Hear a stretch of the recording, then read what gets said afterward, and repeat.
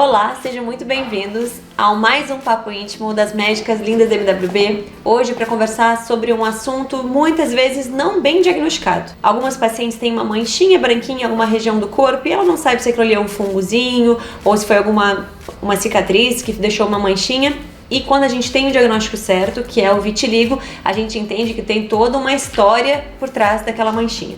Então, para conversar um pouco sobre vitiligo hoje, eu chamei aqui Ivna e Aline. Então, antes de mais nada, amiga, o que é o vitiligo? Bom, o vitiligo é uma doença crônica, não se tem exatamente a causa do vitiligo, então existem vários fatores que são estudados para poder dizer o motivo de existir o vitiligo, estresse oxidativo, a parte genética, acredita-se em uma cascata de coisas, sabe?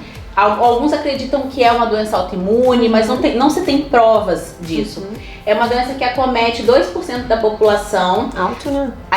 É uma doença comum, não tem predileção por raça, cor, não, qualquer um pode ter vitiligo, mas sabe-se que a maioria, 1/3 das pessoas acometidas são crianças. E depois disso, de 70% das pessoas tem esse pico de aparecer com o vitiligo entre 20 e 30 anos. Cedo, né? Cedo.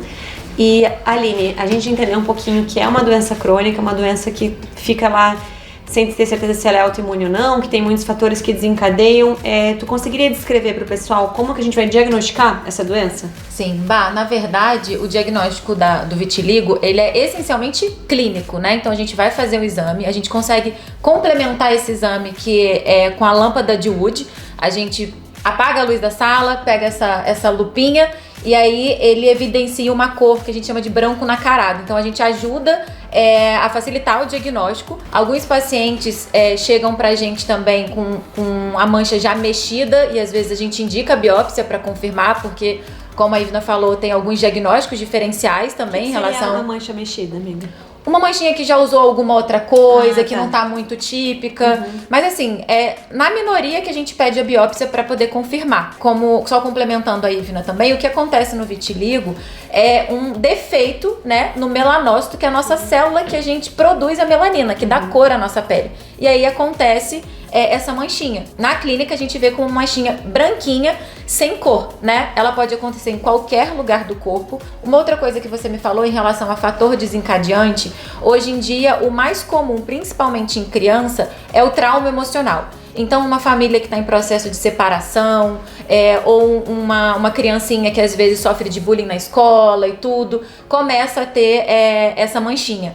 E a gente tem que investigar, né, doenças autoimunes, então excluir, né, associações com doenças endócrinas, doenças reumatológicas. Então a gente, no exame inicial, além do exame clínico, a gente tem que fazer uma exclusão de outras coisas que podem estar associadas. A história mesmo do paciente, né? Exatamente. É aquela história que uma doença autoimune não anda sozinha, né? Exatamente. Então, como existe essa vertente dele também ser uma doença autoimune, então tem que pesquisar as outras, tireoide, todas as outras, reumatismo, tudo isso. E tem tratamento?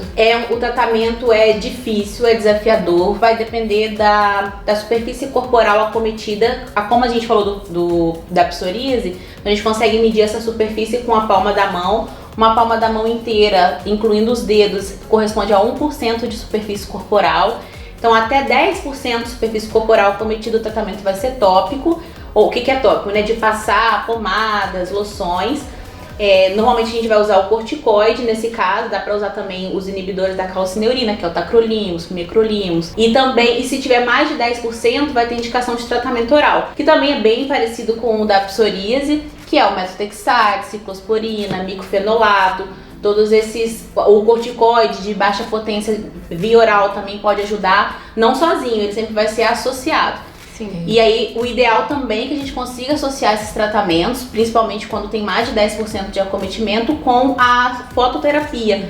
Que normalmente é utilizada a de UVB, ou UVB Neuroband, que é uma banda mais diferente. Por isso que a gente não pede assim, fique se expondo tantas horas no sol, porque isso precisa ser controlado, sabe? Mas então, se a paciente chega com uma manchinha branca, existe a possibilidade de ela voltar a estar na cor da pele? Sim. Legal. Existe, é difícil, mas existe. Existe, né? Mas a gente tem que ter fé, né? Esperança. Bom, gente, esse foi um assunto vitiligo, um assunto que a gente pode falar, às vezes, quando falar um pouquinho mais de doença autoimune e tá trazendo pra vocês um pouco mais de informações. Obrigada, meninas. Foi um papo muito produtivo. A gente espera vocês numa próxima semana. Tchau, tchau. Tchau, tchau.